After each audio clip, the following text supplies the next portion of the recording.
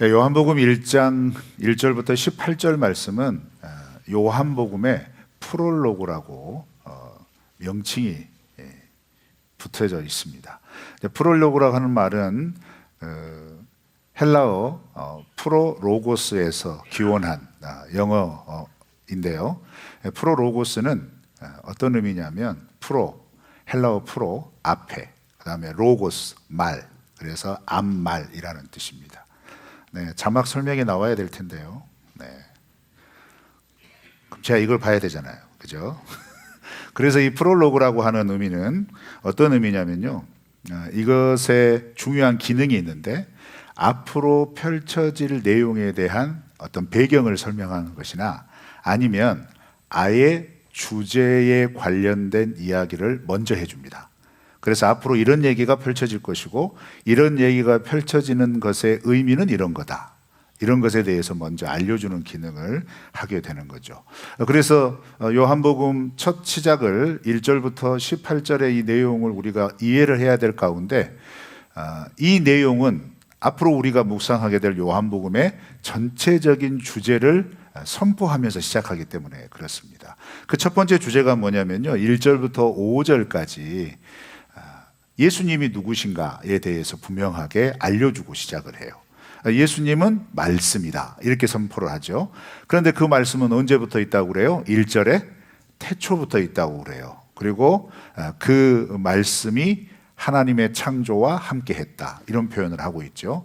그러면 우리가 창세기 초반부 1장에 태초에 하나님이 천지를 창조하시니라 라는 것에 대한 말씀과 이 말씀을 한번 연결해서 생각해 보자면 그 태초에 이 예수님이 함께 계셨고 하나님의 창조 사역에 이 말씀 되신 예수님이 함께 동참하셔서 창조하셨다 이런 의미가 되겠습니다. 그도 그럴 것이 여러분 창세기 1장의 창조에 대하여서 성경이 얘기를 할 때 창조는 어떻게 행하여졌습니까? 하나님의 말씀으로 행하여졌죠. 그래서 하나님이 말씀하시는 대로 이 세상이 창조가 되었다 이렇게 묘사를 하고 있습니다.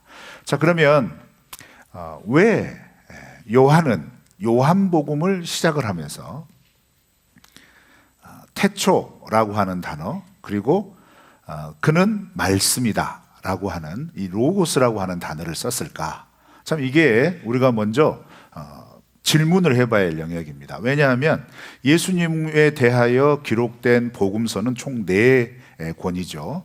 그래서 마태, 마가, 누가복음 그리고 요한복음 이렇게 되어 있는데 마태와 마가와 누가복음의 예수님에 대한 이야기나 요한에서 언급하는 예수님의 이야기는 뭐 엇비슷합니다.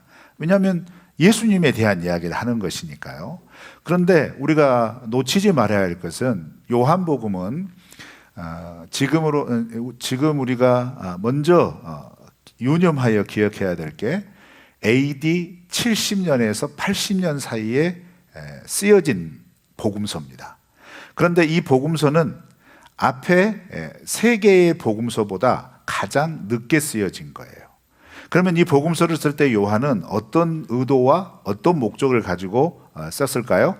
이미 마태나 마가나 누가가 쓴 이 복음서 내용 중에 이미 알려져 있고 기록되어져서 사람들이 인식하고 있는 예수님에 대한 이야기뿐만 아니라 거기에서 다루지 못한 부분도 언급을 했을 수도 있겠고 또 이제 요한복음의 중요한 특징 중에 하나가 뭐냐면 요한복음은 에베소에서 요한이 기록을 했고 그렇게 기록을 할 때 이 요한복음은 누가 읽어야 되느냐에 대한 분명한 대상을 정하고 기록한 성경이에요.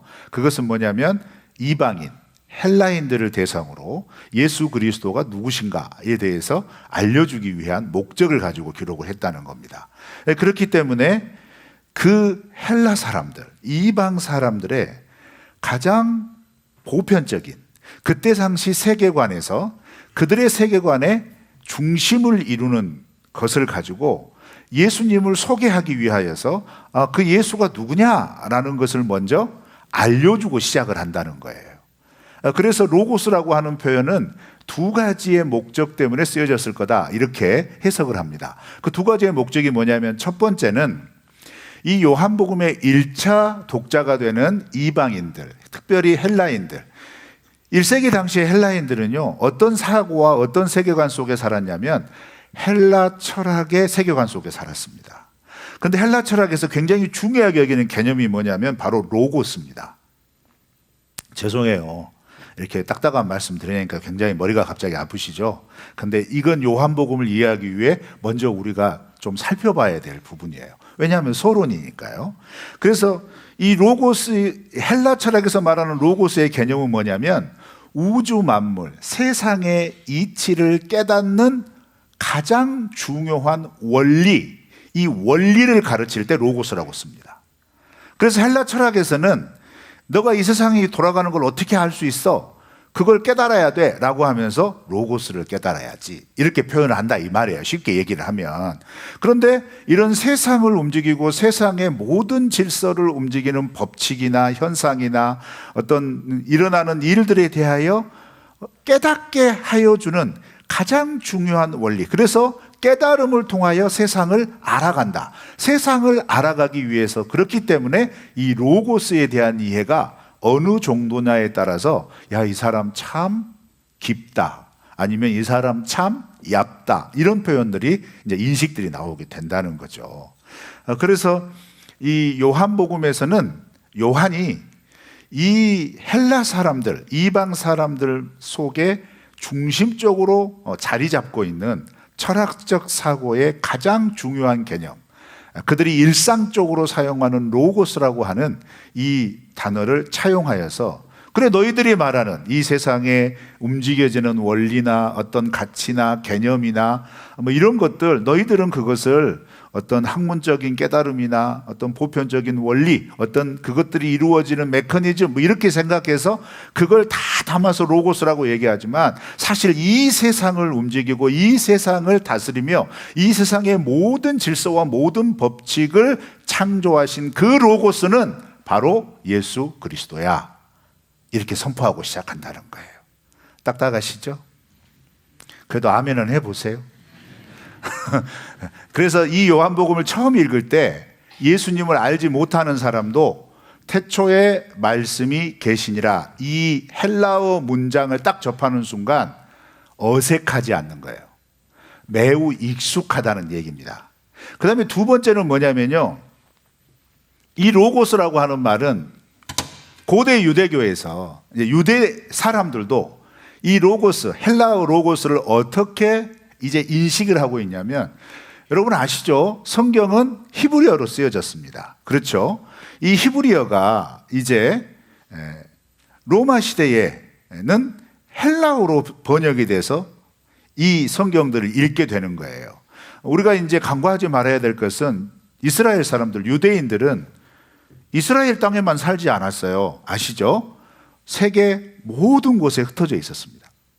그런데 그 흩어진 곳에서 나는 이스라엘 백성, 하나님의 백성, 유대인이야 라고 하는 정체성을 유지할 수 있었던 이유가 뭐예요? 성경이 있었기 때문에 그래요. 모세 오경이 있었기 때문에 그래요. 선지서가 있었기 때문에 그래요. 그래서 안식일이 되면 유대인들은 회당에 모여서 모세 오경을 읽고 듣습니다. 그리고 선지서를 읽고 듣습니다. 그 다음에 시가서를 읽고 듣습니다. 그러니까 이렇게 듣는 공통적인 삶의 어떤 틀 안에서 유대인들 속에 어떤 사상이 형성이 되었냐면, 헬라어로 번역된, 말씀이라고 번역되기도 하고 말이라고 번역되기도 하는 이 로고스라고 하는 단어를 1세기 당시 유대인들은 어떻게 이해했냐면, 그래 그 로고스는 하나님을 알지 못하는 이방인 헬라인들은 그게 뭐 원리고 가치고 법칙이고 질서고 뭐 이렇게 이해하겠지만, 이 로고스는 모세 오경이야, 토라야, 이렇게 이해한 거예요. 그래서 이 토라가 창조 시대에 하나님과 함께해서 하나님의 창조 사역을 도왔어, 이렇게 이해한 거예요. 여러분 이거 잘 들으셔야 돼요. 그러면 이건 원래 구약 성경에 나와 있는 창세기에 기록된 창조의 기사 속에서 이 창조 사역에 동참한 존재가 토라라고 말하는 이것이 맞습니까? 틀립니까? 이거 틀린 거예요. 이것은 오랜 관습에서 나온 전통이라 이 말이에요. 해석이 그렇게 돼버린 거라 이 말이죠. 그래서 요한이 이 부분을 짚는 거예요. 너희들이 이해하는, 특별히 이 요한복음을 유대인들이 딱 읽을 때에는 너희들이 이해하는 그 로고스, 이 로고스를 토라, 계시, 말씀 이렇게 이해하겠지만 이 로고스는 하나님이신 예수님이시다. 창조주 예수님이시다. 이렇게 선포하고 시작을 한다는 겁니다. 그러면 여러분 요한복음의 서론 속에 딱 시작하는 가장 중요한 1절부터 이 5절에서 언급된 예수 그리스도, 태초에 말씀이 계셨고 그 말씀이 이 세상을 창조했다. 그 창조하신 분은 예수님이시다. 예수님은 하나님이시다. 그러면서 이 하나님이신 예수님에 대한 개념을 또 유대인에게 가장 확실하게 언급하는 이야기가 어디서 나오냐면 오늘 본문 말씀 우리가 읽었던 말씀 가운데서 3절부터 5절에 이런 표현이 나옵니다. 우리 3절부터 5절 다시 한번 읽어볼까요? 시작. 만물이 그로 말미암아 지은 바 되었으니 지은 것이 하나도 그가 없이는 된 것이 없느니라. 그 안에 생명이 있었으니 이 생명은 사람들의 빛이라. 빛이 어둠의 빛이 돼 어둠이 깨닫지 못하더라. 자, 요한이 예수님에 대하여 설명을 해주면서 1절부터 5절은 특별히 더 이제 우리가 읽었던 1절부터 18절까지는요 이 글의 종류로 따지자면 어떤 형식을 가지고 있냐면 시입니다. 시, 찬송시예요. 그러니까 여러분 이 부분은 산문이 아니에요. 그러니까 단어 하나하나에 의미가 담겨 있다는 거예요. 함축적인 시적 언어라는 얘기죠. 그래서 3절부터 4절 말씀에 계속 그 얘기를 표현하잖아요. 어떻게 표현하냐면 이 말씀은 생명이다. 생명은 빛이다. 이렇게 표현하죠. 그래서 개념이 태초에 말씀, 말씀은 생명, 생명은 빛 이렇게 얘기해요. 그러면서 빛이라고 하는 개념을 이야기하는 이유가 뭘까? 유대인들에게 하나님의 창조 사역에서 하나님이 가장 먼저 창조하신 게 뭐였죠? 창세기 1장에서. 너무 어렵습니까? 제가 드리는 말씀이. 하나님이 가장 먼저 뭐 창조하셨어요? 빛을 창조하셨잖아요. 왜 빛을 창조하셨죠? 빛이 생명의 근원이에요. 이 빛을 창조함으로 인하여서 이후로 창조한 모든 피조 세계가 이 빛의 안에서, 이 빛의 영향 안에서 구성이 되었다 이 말입니다. 그래서 여러분 아시죠? 제가 설명이 너무 어려우면 쉽게 이렇게 생각하세요. 식물은 어떻게 삽니까? 우리가 거름도 안 주고 씨도 안 뿌리고 뭐 그러는데 지들이 이렇게 어떻게 자라나냐 이 말이에요. 빛을 받아 살아나잖아요. 그걸 우리는 과학적으로 뭐라고 말하죠? 어떻게 자라세요?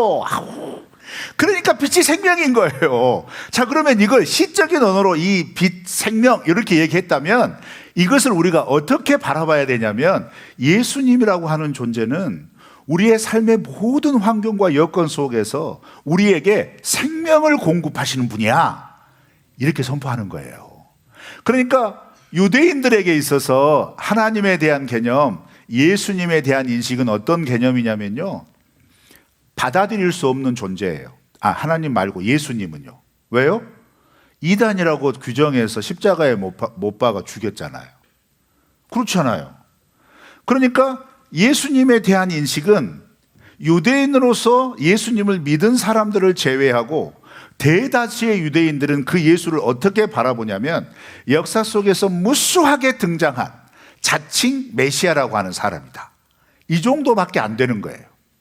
그리고 그 예수의 존재는 자기들의 삶 속에서 어떤 의미가 없는 존재라는 거죠.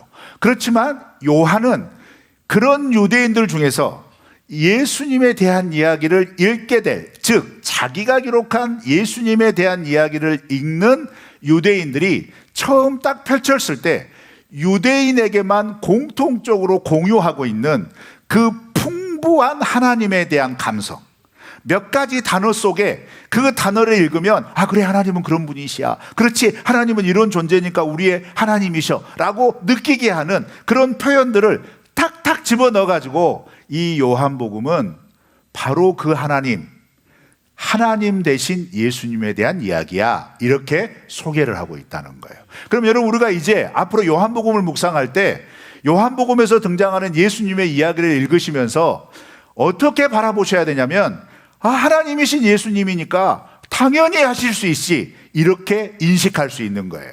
요한복음에는 7개의 기적 이야기가 나오거든요.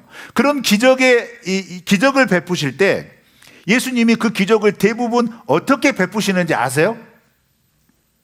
말씀으로 베푸십니다. 그러니까 이 프롤로그에 등장한 예수님의 말씀이야 라고 하는 건 그냥 개념적인 게 아닌 거예요. 이제 요한복음에서 펼쳐지는 예수님은 하나님이 창조 시대에 말씀으로 세상을 창조하신 것처럼 이 예수님은 말씀으로 새롭게 창조하신다는 거예요. 누구를요? 우리를.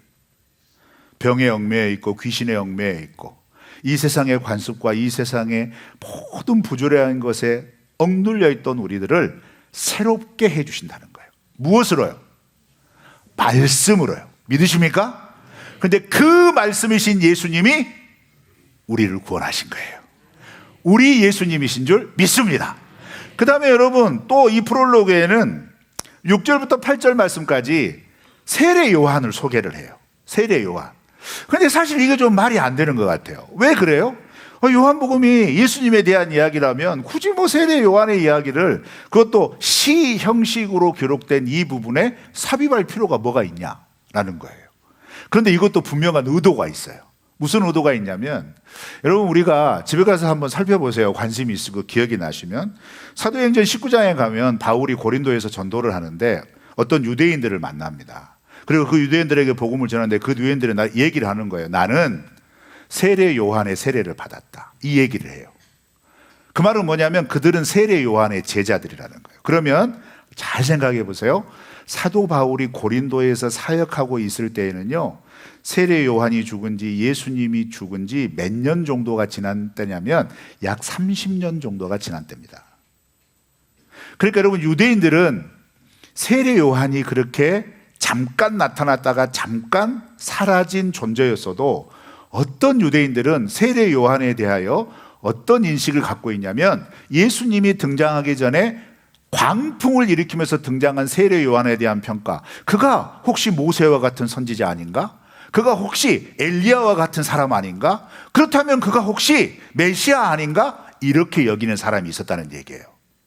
그러니까 여러분, 요한복음을 시작하면서 예수님에 대한 언급을 쭉 시작하며 중요하게 다뤄야 할 부분은 뭐냐면, 여전히 세례 요한을 메시아처럼, 선지자처럼, 엘리야처럼, 모세처럼 여기는 그런 사람들의 인식에 대하여 이렇게 아주 분명하게 선언을 하며 시작하는 거예요. 6절 다 같이 한번 읽어볼까요? 6절입니다. 시작. 하나님께로부터 보내심을 받은 사람이 있으니 그의 이름은 요한이라. 요한을 뭐라고 소개합니까? 하나님으로부터 보내심을 받은 뭐요? 사람. 예수님을 어떻게 소개합니까? 우리가 방금 이해한 것처럼 1절부터 5절까지 어떻게 소개해요? 예수님은 말씀, 예수님은 하나님, 예수님은 빛, 생명, 이렇게 표현하잖아요. 그런데 요한은 어떻게 소개해요? 사람, 이렇게 소개하는 거예요. 그러니까 너희들이 지금 인식하고 있고 너희들이 여전히 붙잡고 있는 그 사람이 메시아일 거라 생각 빨리 버려라, 이 말이에요. 요한은 증언자일 뿐이라는 거예요. 그래서 우리가 이 6절부터 8절 말씀을 통해서 요한은 세례 요한에 대하여 두 가지를 분명하게 선언합니다. 먼저 6절 말씀에 그는 사람이다. 하나님께 보냄받은 사람일 뿐이다. 그리고 또 어떻게 얘기해요? 이어지는 7절 말씀에서 그 세례 요한은 예수를 믿게 하려고 너희들에게 보낸 사람이다 라는 거예요. 그의 전하는 증언을 통해서 예수 그리스도를 믿게 하기 위해서 보냄받은 존재다라는 겁니다. 그러면 이 단락을 통하여서 우리에게 어떤 분명한 도전을 주는 걸까요? 여러분, 오늘날 교회 안에는요, 예수님보다, 하나님의 기록된 말씀보다 어떤 사람의 말이 더 권위가 있는 분이 있으세요? 설마 저는 아니죠? 저를 그렇게 바라보고 계시는 않죠? 김종옥 목사님이 말했어요. 한다고 그래서 거기에 목숨 거스는 사람이 없어서 저는 얼마나 다행인지 모릅니다. 그런데 한국 교회 안에는, 아니, 이 지상에 있는 교회 안에는 어떤 특정한 사람의 말이 성경의 전체적인 맥락과 메시지와 분명히 대척점을 이루고 있음에도 불구하고 그분이 말했으니 그분만이 진정한 목사야, 그분만이 진정한 목자지 라고 여기면서 예수님보다 더 권위를 두시는 분들이 계세요. 그거 예수님 믿는 거 아닙니다. 그 사람 믿는 거죠. 요한복음에 기록하는 가장 첫 출발점에서 요한이 이런 현상이 얼마나 비중 있게 유대인 안에 자리 잡고 있었는지를 알고 있었기 때문에 요한, 그는 사람이야. 그는 하나님께 보냄을 받아서 이 예수 그리스도, 말씀이신 예수 그리스도, 빛이신 예수 그리스도, 생명이신 예수 그리스도, 그분을 증언하기 위해 보낸 사람일 뿐이야. 너희들이 아무리 너희들의 마음에, 너희들의 생각에, 너희들의 경험에 야, 요한과 같은 메시아 없어, 요한과 같은 선지자 없어, 요한과 같은 엘리야와 같은 그런 선지자 없어 라고 말해도 그는 하나님이 보낸 사람일 뿐이야. 그래서 여러분, 우리의 신앙생활에 우리 자신을 좀 잘 돌아보고 분별해야 합니다. 기록된 말씀의 가치, 말씀의 뜻, 말씀의 의미를 넘어서서 자기 말이 말씀보다 더 강하고 자기 말이 예수 그리스도보다 더 빛나며 자기의 존재가 아니면 교회가 존재하지 못할 것 같은, 아니 자기의 행동이 아니면 이 땅의 교회나 이 땅의 나라가 무너질 것 같이 이야기하는 바로 그 사람 조심하세요. 아, 왜 이렇게 진지하세요? 지금 그 얘기하고 있다는 얘기입니다. 근데 우리의 삶에서도 이거 아시죠? 지금 우리는 역사상 한국교회에 복음이 들어온 이후에 가장 혼탁한 시대를 살고 있습니다. 무엇이 혼탁할까요? 여러분, 세상 혼탁하다 하지 마세요. 지금 교회가 가장 혼탁합니다. 왜요? 기록된 말씀보다 드러난 사람의 말, 이것이 더 이 기록된 말씀 속에 여전히 생동하는 예수님의 존재를 묻히고 있고, 그래서 교회가 세상의 빛, 세상의 소금과 같은 역할을 해야 하는데 세상에 어둠을 가져오고 있어요. 그런데 무지몽매한 성도들은, 그를 따르는 성도들은 어떻게 하고 있어요? 그가 예수처럼 하고 있는 거예요. 우리 더원누리교회 성도들은 그러지 않을 거라 믿습니다. 그래서 제가 예전에 말씀드렸잖아요. 제가 하나님의 말씀을 떠나고 혹시 예수보다 더 높아질 것 같으면 저한테 경고해 주세요. 목사님, 정신 차리세요. 이렇게 하셔야 돼요. 그리고 제가 선포하는 말씀이 하나님의 말씀이다 라는 확신이 들고 성령께서 그러한 분명한 은혜를 주셨다면 그 감동을 가지고 확인을 해 보셔야 돼요. 무엇으로? 기록된 말씀으로, 우리 안에 계신 성령의 조명을 따라. 그래서 여러분, 뭐라고 그러죠? 무작정 믿지 마세요. 기록된 말씀과 성령의 조명하심을 따라 믿으시길 바랍니다. 그러니까 여러분, 예수 믿으시려면 조금 부지런해지세요. 그냥 일주일에 한 번 예배 참석하셔서 설교 듣고 나 예수님 믿는다, 그렇게 생각하지 마세요. 들으셨으면 확인해 보세요. 읽어보세요. 생각해 보시고 성령께서 깨우쳐 주시는 말씀을 따라서 찾아가 보세요. 그러면 단박에 분별이 됩니다. 말씀이라고 포장하여서 자기 유익을 추구하고 자기 명예를 드높이기 위한 그 알량한 말짓거리가 분명하게 드러납니다. 우리 이거 분별하면서 하나님 말씀 앞에 정직하게 서는 우리 성도님들 되시기를 주의 이름으로 축원합니다. 그리고 세 번째는 뭐냐면요, 사실 18절까지 다 살펴볼 수는 없어요. 근데 이제 9절부터 13절 말씀에 보면 이렇게 오신 예수님에 대한 세상의 반응을 얘기를 해요. 세상의 반응을 표현하는데, 자, 먼저 9절 우리 한번 읽어볼까요? 9절에 이렇게 설명을 하죠. 시작. 참 빛 곧 세상에 와서 각 사람에게 비추는 빛이 이 예수님이 비쳤다 이 말이에요. 사실 이 요한복음을 기록하고 있는 시점에 예수님께서 이 모든 구속의 사역을 완성하시고 40년쯤 지난 얘기잖아요. 그죠? 그잖아요? 그러니까 이미 왔다 이 말이에요. 와서 사람들에게 이 빛을 비춰줬다. 이 빛은 니코르 생명, 그죠? 이 생명은 곧 말씀. 이런 식의 어떤 시적인 함축어구나 분명한 상징을 생각하시면서 읽으셔야 돼요. 그 생명, 그 말씀이 왔는데, 그런데 그것을 구절에서는 뭐라고 표현하냐면 참빛 이렇게 표현하잖아요. 참빛.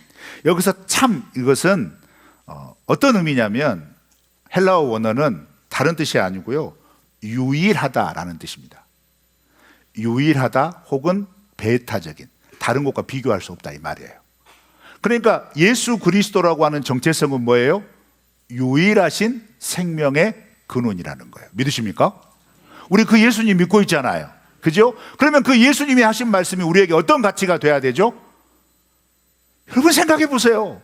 유일하신 예수님이 나에게 들려준 말씀이에요. 이 세상 어떤 존재가 했던 말과 달라요. 그 말에는 역사가 있는데 어떤 역사가 있느냐? 생명이 살아나는 역사가 있는 거예요. 우리 예수님은 그 말씀 한마디로 우리의 영혼을 치유해 주세요. 우리의 삶을 이끄신단 말이죠. 왜 아멘 안 하세요? 그러죠? 믿고 계시죠? 자, 그러면 그 말씀을 왜 성도들은 헬라의 철학과 비교하고 오히려 내 마음에 따라서 이 예수님의 말씀보다 헬라 철학이 더 좋다고 선택하냐 이 말이에요. 이거 얘기하는 겁니다. 오늘날 우리에게 빌리자면 예수님의 말씀, 어떤 성도님들이 이렇게 생각할 수 있습니다. 오랫동안 예수님 믿으시고 신앙생활 하셨어도 하나님의 말씀 읽으면서 야, 이렇게 고리타분한 말씀을 내가 왜 이렇게 믿고 있지? 하면서 세상은 이렇게 되어 있는데 말이야. 세상은 이렇게 말하고 있는데 말이야. 세상은 이렇게 흘러가고 있는데 말이야. 왜 교회에서는 이렇게 하고 있지? 이렇게 말씀하시는 분들이 있거든요. 위험합니다. 그 예수님 안 믿으시는 거예요. 여러분, 우리가 올해 말 피택 선거를 앞에 두고 있는데 교회의 지도자를 투표하실 때 다른 거 보지 마세요. 여러 가지 보셔야 되겠지만 그분의 입술의 언어가 뭔지를 보셔야 돼요. 적어도 교회의 지도자가 된다면 우리의 근원 되시고 우리의 본질 되신 예수 그리스도에 대한 확고한 이야기가 나와야 됩니다.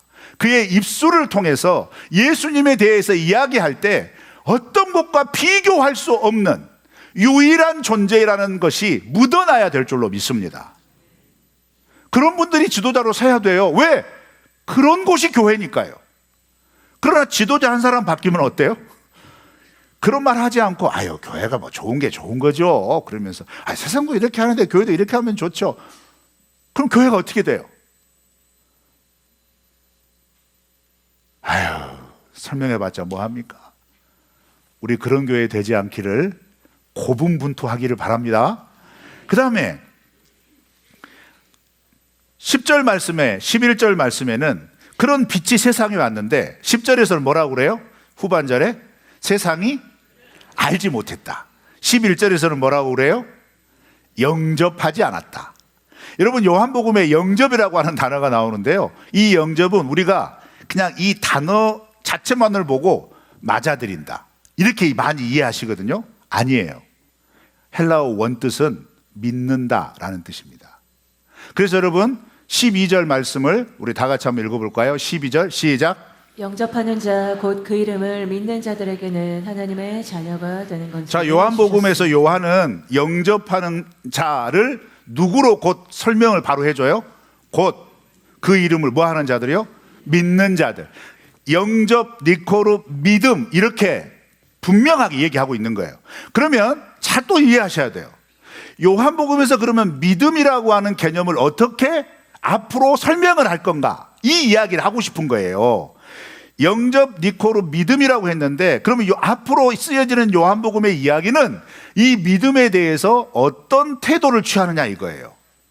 그건 이제 우리가 복잡하게 생각하지 말고 믿음이라고 하는 헬라어는 피스투스입니다. 명사형이에요. 명사는 믿음이라고 하는 명사는 피스투스. 그런데 요한복음에서 기록된 믿음이라고 하는 단어, 믿음으로 해결된 단어는 모두가 다 놀랍게도 명사형이 쓰인 게 아니라 동사형이 쓰였습니다.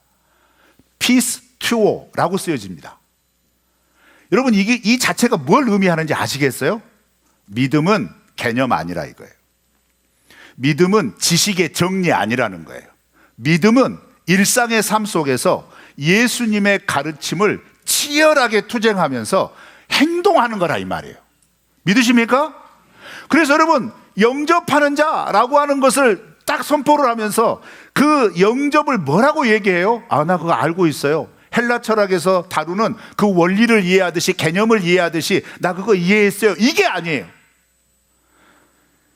실제로 믿는 거예요. 그러면 실제로 뭘 믿느냐? 요한복음 분명히 얘기해요. 예수님이 말씀인 걸 믿어라. 하나님이신 걸 믿어라. 예수님이 생명인 걸 믿어라. 예수님이 빛이심을 믿어라. 그걸 말하고 싶은 겁니다. 여러분, 오늘날 우리의 믿음은 어떤가요? 우리가 인정하지 않을 수 없어요. 많은 성도님들이 믿음은 암기하는 거라고 이해하고 계세요. 그래서 믿는 건 이런 거야, 믿는 건 이런 거야, 믿는 거는 이런 거야. 정의는 잘 내리고 있어요. 얼마나 잘하는지 몰라요. 자, 그런데 믿음은 이런 거야 라고 정의한 이것이 각각의 여러분의 삶에 어떻게 움직이고 있습니까? 여러분에게 믿음은 명사형입니까? 동사형입니까? 동사형이 되시기를 축원합니다. 명사에 머무르면 안 됩니다. 그건 성경의 다른 언어로 화석화된 신앙이에요. 화석화된 신앙은 죽은 신앙입니다. 동사 신앙은 어떤 신앙일까요? 생동하잖아요. 살아있는 거예요. 성장하는 거예요. 성숙하는 거예요. 여러분, 이 믿음으로 살아내시기를 주의 이름으로 축원합니다.